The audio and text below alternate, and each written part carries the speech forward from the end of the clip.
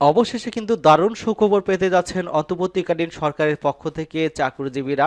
আপনারা ইতিমধ্যে জানতে পেরেছেন যে আপনাদের জন্য যে মহার্ঘ ভাতার ঘোষণা করা হয়েছিল সেটা অনেক সময় ধূম্রজাল সৃষ্টি হয়েছিল, অবশেষে সেই সম্পর্কে সিদ্ধান্ত আসতেছে। তো চলুন মূল আলোচনায়। তবে তার আগে আমাদের এই পরিবারে যারা নতুন সদস্য আছেন তারা চ্যানেলটি সাবস্ক্রাইব করে আমাদের সাথেই থাকুন। তো চলুন মূল আলোচনা। এখানে আপনারা দেখতে পাচ্ছেন সংবাদটি কিন্তু ৯ ফেব্রুয়ারি ২০২৫-এ প্রকাশিত, অর্থাৎ গতকালই। এখানে যেটা বলা হচ্ছে যে ৫০% মহার্ঘ ভাতার দাবি নেতাদের ডেকেছেন প্রধান উপদেষ্টা। ৫০% মহার্ঘ ভাতা এবং নবম পে স্কেল বাস্তবায়ন সহ ৭ দফা দাবিতে আন্দোলনরত সরকারি চাকরিজীবী নেতাদের ডেকেছেন প্রধান উপদেষ্টা ডক্টর মোহাম্মদ ইউনূস। দুপুর ২টায় রবিবার বাংলাদেশ সরকারি কর্মচারী দাবি আদায় ঐক্য পরিষদের ব্যানারে ১৫ সদস্যের একটি প্রতিনিধি দলের সঙ্গে কথা বলবেন তিনি।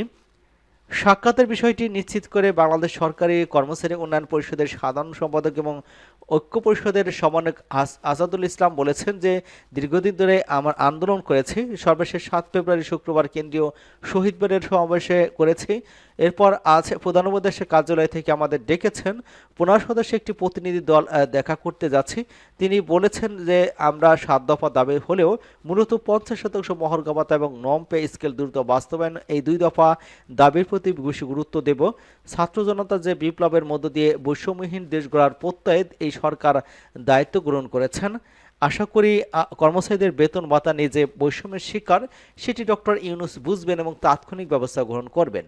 প্রধান উপদেষ্টার সঙ্গে সাক্ষাৎ করতে যাচ্ছেন কর্মচারী কল্যাণ ফেডারেশনের সভাপতি ওয়ারেস আলী এবং বাংলাদেশ সরকারি কর্মচারী উন্নয়ন পরিষদের সভাপতি জিয়াউল হক, সাধারণ সম্পাদক আসাদুল ইসলাম, সহসভাপতি আশফাকুল আশিকিন, ১১ থেকে ২০তম ফোরামের সভাপতি লুৎফুর রহমান, সম্পাদক মাহমুদুল হাসান, খায়ের আহমেদ সহ অনেকেই। এখানে যেটা বলা হচ্ছে যে গত শুক্রবার কেন্দ্রীয় শহীদ মিনারে কিন্তু ৭ দফার দাবিতে মহাসমাবেশ করেছে সরকারকে এবং ৭ দিন অর্থাৎ আগামী ১৫ই ফেব্রুয়ারির মধ্যে কিন্তু সব দাবি দেওয়া মেনে নেওয়ার আহ্বান জানানো হয়। অন্যথায় কিন্তু সারা দেশের সব অফিসে কর্মরত সব কঠোর কর্মসূচির হুঁশিয়ারি দেন তারা। মহাসমাবেশের শেষে প্রধান উপদেষ্টার বাসভবন অভিমুখে পদযাত্রা করলে পুলিশ শাহবাগে পদযাত্রা আটকে দেয় এবং সরকারি কর্মচারীদের উপর জলকামান নিক্ষেপ করে। তাদের দাবিগুলো হচ্ছে যে পে কমিশন গঠন করে বৈষম্যমুক্ত নবম পে স্কেল ঘোষণা, বেতন স্কেলের পার্থক্য সমহারে নির্ধারণ এবং গ্রেড সংখ্যা কমাতে পে কমিশন ১১ থেকে ২০তম গ্রেডের কর্মচারীদের প্রতিনিধি রাখা এবং অন্তর্বর্তীকালীন সময়ের জন্য ন্যূনতম ৬,০০০ টাকা মহার্ঘ ভাতা প্রদান। যে সকল কর্মচারী নিজ গ্রেডের বেতন বৃদ্ধির শেষ ধাপে পৌঁছে গেছে তাদের বার্ষিক বেতন বৃদ্ধি নিয়মিত করা। এছাড়াও রয়েছে বৈষম্যহীন এক এবং অভিন্ন নিয়োগ বিধি এবং আপগ্রেডেশন পদোন্নতি নীতিমালা বাস্তবায়ন। আপগ্রেডেশন বা পদোন্নতি নীতিমালা প্রণয়নের ক্ষেত্রে সকল পাবলিক বিশ্ববিদ্যালয়ের অনুমোদিত আপগ্রেডেশন এবং পদোন্নতি নীতিমালা পর্যালোচনা করে সর্বোচ্চ সুবিধাপ্রাপ্ত অভিন্ন নীতিমালা বাস্তবায়ন করে এবং ব্লক পোস্টে যারা আছেন তাদের নিয়মিতকরণ সহ শতভাগ আপগ্রেডেশন পদোন্নতি প্রদান করা।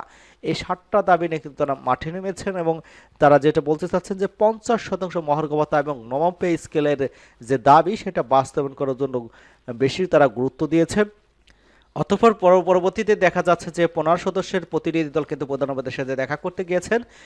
সেখান থেকে যে সিদ্ধান্ত হয়েছে সেটা হচ্ছে যে এ বিষয়ে কথা বলবেন বলে জানা গিয়েছে এবং প্রধান উপদেষ্টার সাথে সরাসরি তারা দেখা করতে পারেন নাই, তাই তারা মনক্ষুণ্ণ রয়েছেন এবং এ ব্যাপারে আরও তারা ১৫ তারিখ পর্যন্ত যে আলটিমেটাম দিয়েছেন তার মধ্যে যদি এই মহার্ঘ ভাতা পে স্কেলের ঘোষণা না আসে তাহলে কিন্তু কঠোর কর্মসূচি তারা পালন করবেন এমনটা কিন্তু জানানো হয়েছে। এবং গতকালও কিন্তু প্রধান যে অর্থ উপদেষ্টা আছেন তিনি কিন্তু তার পক্ষ থেকে বলেছেন যে এই মহার্ঘ ভাতা বিষয়ে কোনো সিদ্ধান্ত এখনো হয়নি। পক্ষান্তরে আমরা দেখতে পেয়েছি যে মোখলেছুর রহমান জনপ্রশাসন যে সিনিয়র সচিব তিনি কিন্তু বলেছেন যে এই মহার্ঘ ভাতার বিষয়ে অর্থ উপদেষ্টা যেটা বলবেন সেটাই আমাদের কথা।